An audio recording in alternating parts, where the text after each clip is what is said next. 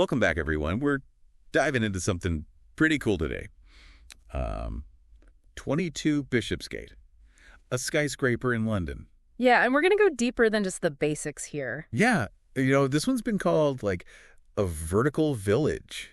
And it's really pushing the limits on how we think about sustainability and just being a place to be, like a destination in the city. A vertical village, huh? Yeah. I gotta admit, I was hooked when I heard about that free public viewing gallery. But now I'm even more intrigued. Well, and this whole project, it actually had kind of a rocky start. You remember the Pinnacle? Oh, yeah. The one they scrapped, right? Yeah, that ambitious spiraling design, aviation constraints. Imagine. So this one we see now, it's shorter, a flat top, not the original stepped one. I bet that sparks some debate, right? People have strong opinions about these iconic skyscrapers. Totally. Some folks actually preferred that Pinnacle look, but, Yeah. Developers got to balance those grand visions, right, with maximizing floor space. Got to make the numbers work. Right. So before we get too high up, let's round ourselves a bit. Where exactly is this 22 Bishopsgate in the grand scheme of London? So picture it. You're in the heart of London's skyscraper central, the Eastern Cluster, they call it, right there with the Gherkin and Leadenhall building. But the history. This spot, it used to have, buildings like Crosby Court from the 19th century. Amazing to think about. Yeah, talk about layers of history. Now, you said 22 Bishopsgate is more than just like an office block. What else is going on in there? So yeah, offices are the main thing. Over 193,000 square meters of them, Class B1, But get this. Retail spaces, a public restaurant and bar, and don't forget that free public viewing gallery. See, now that's what I'm talking about, a destination, not just another place you got to go to work and that's it. This whole vertical village idea is coming together, isn't it? Exactly. And you can't talk about that without talking about sustainability. They've made it like a core part of the building itself. All right, let's get into that. How are they tackling sustainability in such a busy, packed part of London? Well, they've got some really clever features. The closed cavity facade. Sounds technical, but it basically means they've got this system with motorized blinds, temperature control, energy efficiency, and they've used high-performance glazing everywhere, too, working with the sun, not against it. Super high-tech, and I read they got like a BREEAM excellent rating. For those of us who aren't building experts, what's that all about? Oh, yeah, BREEAM. It's like the top award for how green a building is. An excellent rating, that means they're really doing things right. But the best part, they want to do even better. Constantly pushing the boundaries. Impressive. Any other green initiatives that really stand out? Well, the Freight Consolidation Center is pretty cool. They basically streamline all the deliveries to reduce traffic, right? Imagine all those trucks. And they're big on water conservation, too. Gray water recycling, rainwater harvesting. So it's not just about what happens inside the building. They're considering their impact on the whole city. Exactly. It's not about just, checking boxes or whatever. It's about being a good neighbor, creating a healthier city for everyone. And, more buildings are thinking this way now. It's a good trend. It really is. But let's be real, with a prime location like that in a bustling city like London, there had to be some challenges. Oh, definitely. I mean, building in such a dense place, think about the impact on the buildings around it. Sunlight, wind, noise. Even views that people have had for years. Yeah, and with all those people working in the building, imagine the foot traffic. You got it. Over 11,000 people, right? Safe and efficient pedestrian flow is huge. They even used pedestrian comfort modeling. Can you believe it? And security, of course, top of the list. Bollards, facade design, and working closely with, the City of London police. Wow, that's a lot to juggle. So How did they manage all of that? Lots of planning, clever design, and I think most importantly, collaboration. They really worked with the different authorities, to find solutions that work for everyone. That's how you get things done. Okay, and let's not forget about that public viewing gallery. A great way to give back, Let everyone experience the building. Tell us about it. So it's way up there, levels 55 and 56. Incredible views. And free. You do need to book tickets, but still. Open 7 days a week, too. Different hours depending on the day, They really thought of everything. And they went even further, right? Created that covered pedestrian route. Yeah, connecting Bishopsgate to Crosby Square, better flow for people walking, and, more connected public realm, landscaping, public art. It all adds up to a more human experience. It really makes the building feel like part of the city, not just looming over it. Now let's talk about the folks who work there every day. What's it like on the inside?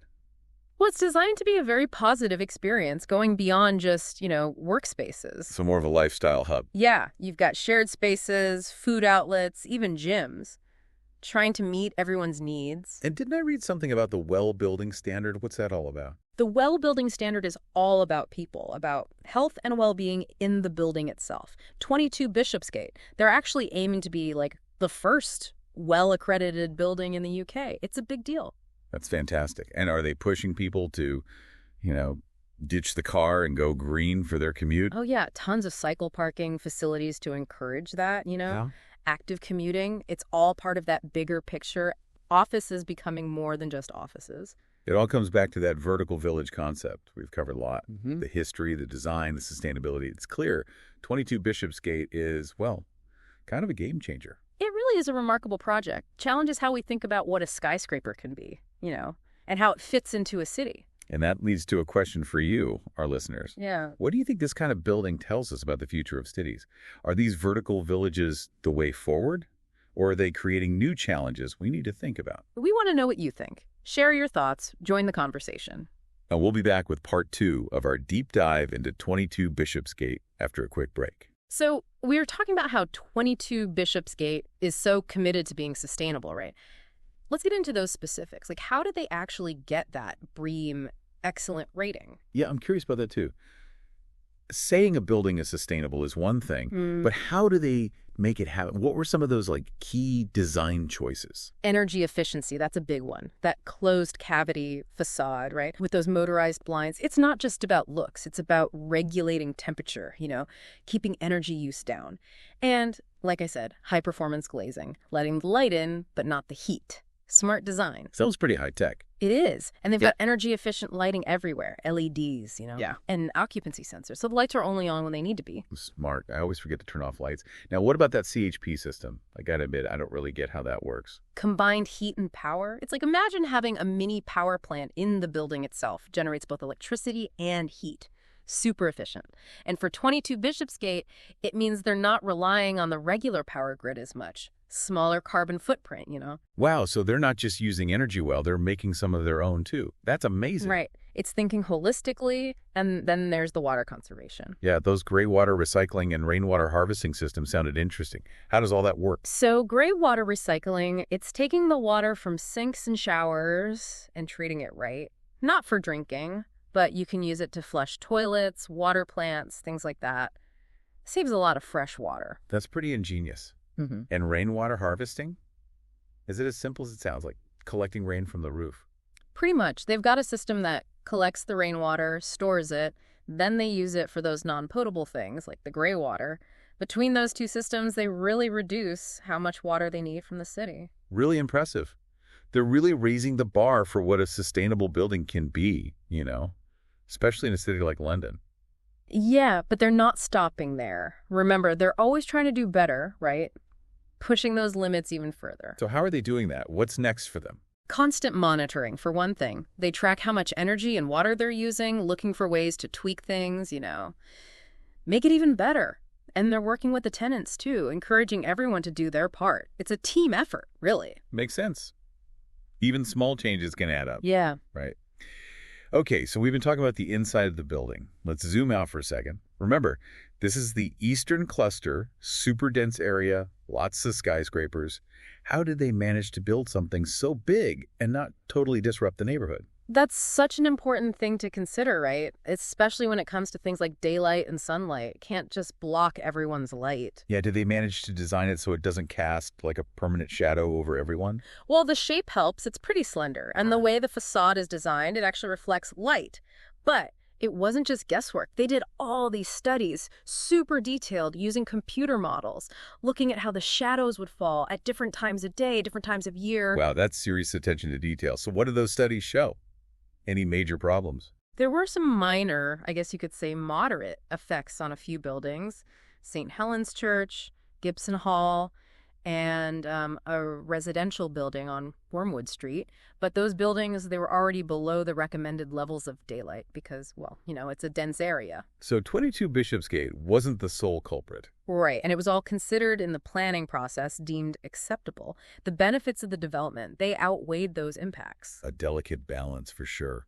What about wind? I've heard these tall buildings can create wind tunnels, make it really unpleasant for people at street level. Another big concern. So 22 Bishopsgate, they incorporated things like canopies, screens, and baffles, to redirect the wind flow. I've seen pictures of those canopies. They're pretty cool looking. They are, and they also strategically placed trees, to break up the wind patterns. More comfortable for everyone walking around. So they were thinking about both function and aesthetics, right? Exactly. A building that looks good, A&D, works well in its surroundings.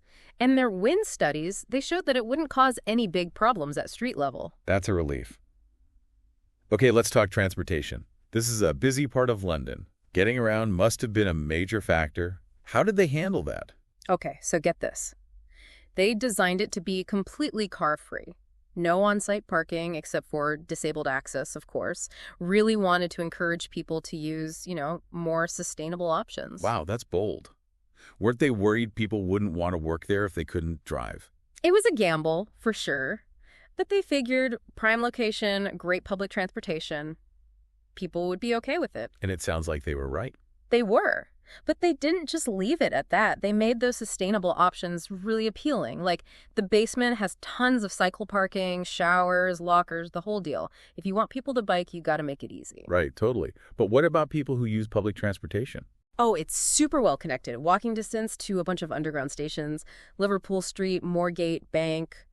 And they planned for the Elizabeth line, too, which has been a game changer for getting around London. So they were thinking ahead, right? Not just how things are now, but how they'll be in the future. Exactly. They knew good public transport links were key to reduce car use, keep the traffic down around the building. Makes sense. Now, we talked about how many people would be coming and going from the building. Did they do any analysis on, pedestrian flow? Any potential for bottlenecks or congestion on the sidewalks? They did. They used that pedestrian comfort modeling we talked about. They found that comfort levels would be okay around the building itself, but there might be some increased congestion on certain streets like Bishopsgate and Threadneedle Street, especially during rush hour, It's not a perfect solution, I guess. Well, pedestrian flow in a city like London, it's always a work in progress. 22 Bishopsgate is just one piece of the puzzle. The city's always working on making things better for pedestrians. Right, it's an ongoing process. Okay, before we move on, I want to go back to the history of the site for a minute. You mentioned that there used to be other buildings there before 22 Bishopsgate. Tell me more about what stood there before. Well, it really shows how the city has changed over time, layer upon layer of history. Before 22 Bishopsgate, there was Crosby Court. Really beautiful building, 19th century. It's always a little sad when they have to demolish older buildings to make way for new ones. Did they save any parts of the old buildings? Sadly, no. They had to clear the site completely, but they did do a really thorough archaeological assessment. Before they started building, they excavated the site, documented everything they found. Like a time capsule.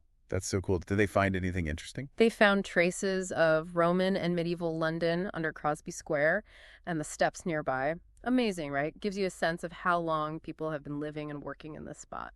Wow, that's incredible. Okay, one last thing before we move on to some of those really unique features of 22 Bishopsgate. Security. With a building this important in the financial district, I imagine that was a huge priority. Absolutely. They took it very seriously. They've got a whole system, inside and outside. Outside, things like bollards, and the facade itself is designed to make it difficult to, get in where you're not supposed to. So they weren't taking any chances. What about inside? How do they keep everyone safe with so many people coming and going? State-of-the-art security systems everywhere. Access control, so you need a key card or, biometrics to get in. CCTV cameras monitoring everything. Alarm systems, of course. And they worked with the City of London Police on all of it. Sounds like Fort Knox. Good to know they're taking it seriously.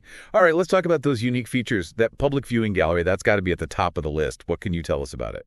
It's pretty amazing.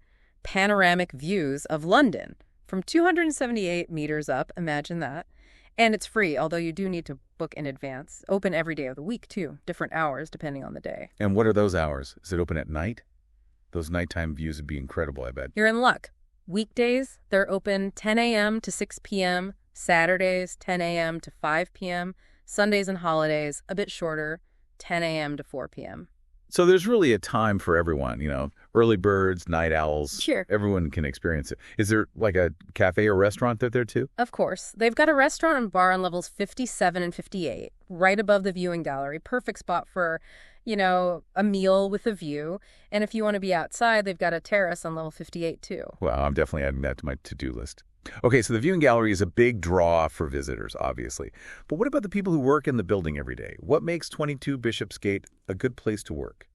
Well, they've gone all out to make it more than just an office, like a place where people actually want to be, a sense of community, well-being, that sort of thing. So that lifestyle destination thing again. Exactly. It's got all these amenities, shared spaces, all designed to encourage people to, collaborate, socialize, and have a good work-life balance. It's about the whole person, not just the employee. I love that. What are some of those amenities? What makes 22 Bishopsgate stand out from other office buildings? Well, for one thing, the food. They've got a ton of different options right there in the building. Restaurants, cafes, grab-and-go stuff, no more sad desk lunches. And they've got a gym, a really nice one with classes and everything. It really is all about that holistic experience, isn't it? It is. And get this, they even have a business incubator space. So there's support for startups, entrepreneurs, that kind of thing. It's a really cool mix of people and ideas all under one roof. Like a mini city. But I'm curious about the logistics, building this big, how do they manage all the deliveries, the waste disposal? It must be a lot. They've got systems for everything. Remember that freight consolidation center? That helps a lot with the deliveries. Less trucks on the street, less chaos. Smart. What about waste? With so many people, there must be tons of it. They've got a whole waste management system designed to be as sustainable as possible. Recycling, composting, all that. And they work with waste management companies to make sure the rest is disposed of responsibly. Wow, they really have thought of everything. Mm-hmm. Okay, so we've talked about all the physical stuff, the amenities, the design. Mm-hmm. But what's the vibe like inside? What's the atmosphere? I haven't worked there myself, but everyone says it's got a really great energy, lively, dynamic, but also comfortable. Those shared spaces and amenities, they really encourage people to interact. It doesn't feel like a stuffy corporate office building. So that vertical village feeling really comes through. I think so. It feels like a place where people want to be, not just a place where they have to go to work. But with so much going on, how do people actually focus? Isn't it distracting? That's a good point. They've thought about that too.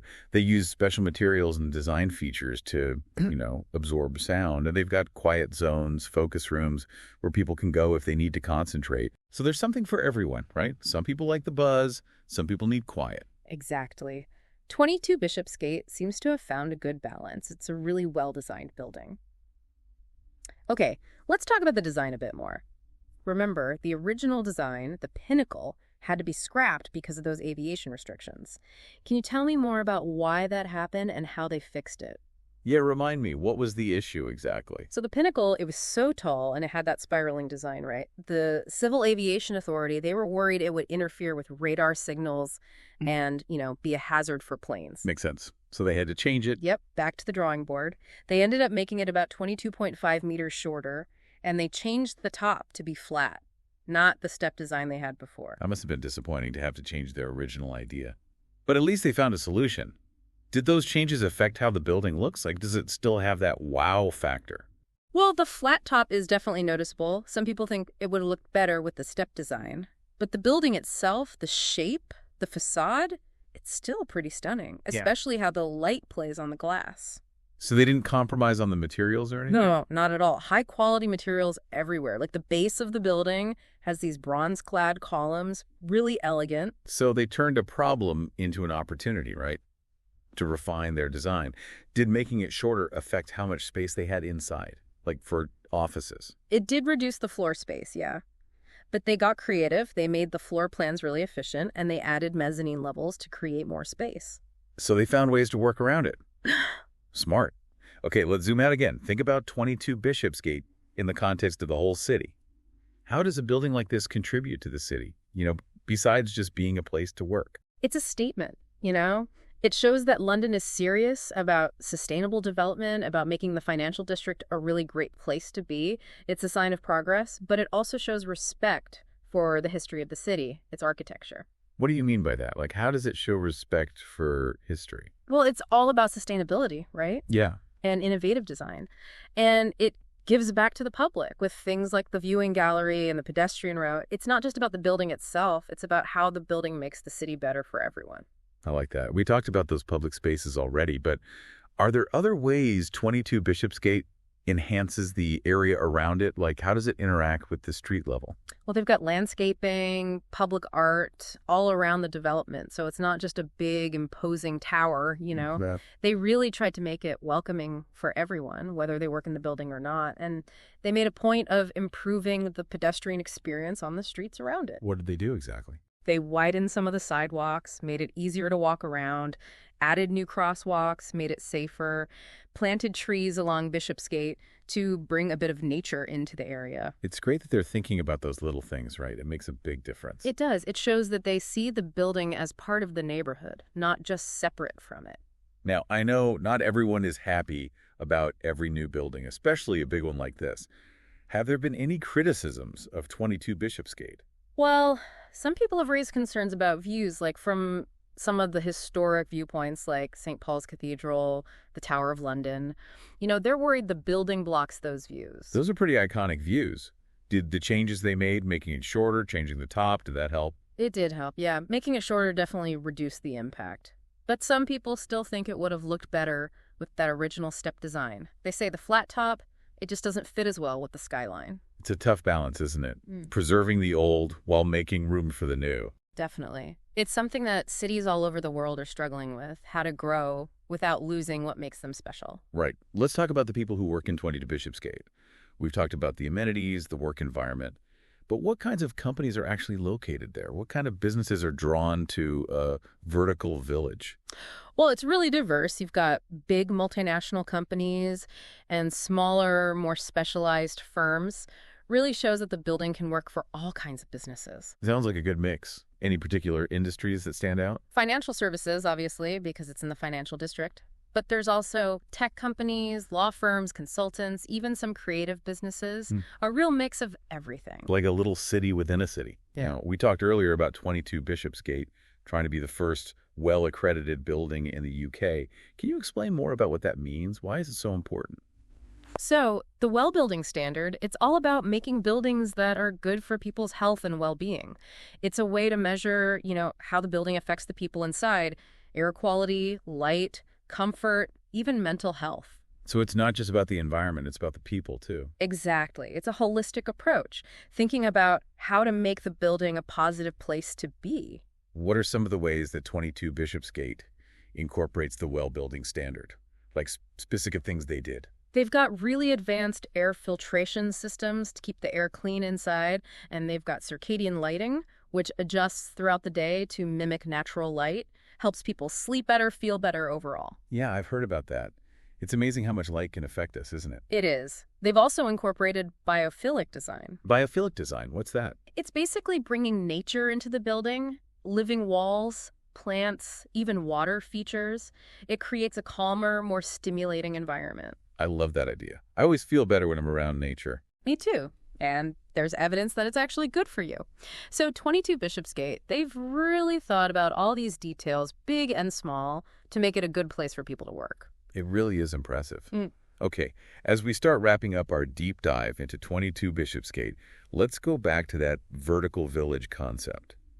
We've seen how they've tried to create that feeling with all these different features, but what does it really mean to create a vertical village? That's a good question. It's a term that's become popular lately as more and more people are living in cities, right? It's basically about taking a skyscraper and making it more than just a building, making it a place where people can live, work, socialize, all in one place, like a little self-contained community. So it's about creating a sense of community in a building that could otherwise feel, impersonal. Yeah, exactly. It's about making people feel connected to their surroundings and to each other. Do you think 22 Bishopsgate has achieved that? Or is it still, a work in progress? I think they've done a really good job. The mix of uses, the amenities, the focus on well-being, it all contributes to that vertical village feeling. But there's always room for improvement. Of course. It's a new idea and we're still learning. But 22 Bishopsgate is a great example, It's pushing the boundaries, inspiring other architects and developers to think differently about tall buildings. Now let's talk about money. A project this big It must have a big impact on the city's economy, right? Oh, definitely. Both during construction and now that it's open, it created thousands of jobs, attracted new businesses to London, generated a lot of revenue. Like, how much are we talking about? Can you give me some specifics? Well, just the construction itself created about 3,000 jobs, and now it provides office space for over 12,000 people. That's a lot of jobs, a lot of economic activity. And all the amenities, the shops, restaurants, all that contributes too, right? Absolutely. It's a whole ecosystem supporting businesses both inside and outside the building. So 22 Bishopsgate is more than just a pretty building. It's a real asset to the city in terms of jobs, revenue, and the overall economy. It really is. It shows that good design can be good for business, too. Okay, as we wrap up, I want to leave our listeners with a question to think about. What's on your mind? We've seen that 22 Bishopsgate is a really interesting example of how we can rethink what a skyscraper can be. It's about sustainability, well-being, community. But it also raises some questions about the future of our cities. Like what? As our cities get more crowded, how can we make sure these tall buildings are good for everyone, not just a privileged few? How can we make sure they contribute to the city as a whole, not just exist in their own little bubble? Those are great questions, and it's something that everyone involved in building cities needs to think about. Architects, planners, developers, policymakers. How do we create cities that are sustainable, equitable, and livable for everyone? So it's a big challenge, but it's an important one. It is, and we need everyone's input. What kind of cities do we want to live in? How do we make that happen? We want to hear from you. Tell us what you think. Share your ideas, your hopes, your concerns. Let's keep the conversation going. We've been talking about 22 Bishopsgate and this vertical village idea. But you made a good point about, are they going to become these exclusive enclaves only for the wealthy? How do we avoid that? Yeah, that's what I keep thinking about, all these amazing features. But what if only a few people can actually enjoy them? Are we really making cities better that way? It's a real concern, We have to design and manage these vertical villages very carefully. Inclusivity and accessibility have to be built in from the start. It can't just be about fancy amenities for a select few. So how do we do that? How do we make sure these buildings don't become like islands, cut off from the rest of the city? Public spaces, really good ones. Remember the viewing gallery, the pedestrian walkways? Those are a start, right? They invite everyone in, and we need more. And they have to be well designed, not just an afterthought. They need to connect with the surrounding neighborhood. Yeah, I've seen those skyscrapers that are just like fortresses. Blank walls, security guards, no connection to the street at all. We don't want that. Totally. That ground level, that's so important. It's the first impression. It's going to be welcoming. Active street frontages. Stores that draw people in. Cafes, shops, art, maybe even community spaces that anyone can use. Make it feel like part of the city, not separate from it. I like that. Make it feel like an extension of the street. Yeah. And it's not just about the design, right? What about the economic side of things? Right. The economic benefits have to be shared. The jobs, the money that's generated. We need local businesses to be part of these vertical villages, jobs that are open to everyone. If it only benefits a few, well, that just makes inequality worse, right? So it's a social issue, an economic issue, an urban design issue. It's complicated. It is. But it's important, know? We have to get this right. We have the chance to build cities that are better for everyone. Okay, let's shift gears a bit and talk about the actual design of 22 Bishopsgate. Yeah. We talked about the height, the shape, all the sustainability stuff. But how about the look of it? The style? How does it fit in with London? Well, it's definitely a modern building. Clean lines, geometric shapes, kind of minimalist, But it's not just a boring glass box. They've incorporated some elements that kind of reference the history of London. It's like a conversation between old and new. Oh, I like that. What do you mean? Give me some examples. The facade, for example. The way the glass panels are arranged, it creates these patterns of light and shadow. It reminds me of the details you see on some of the older buildings in London.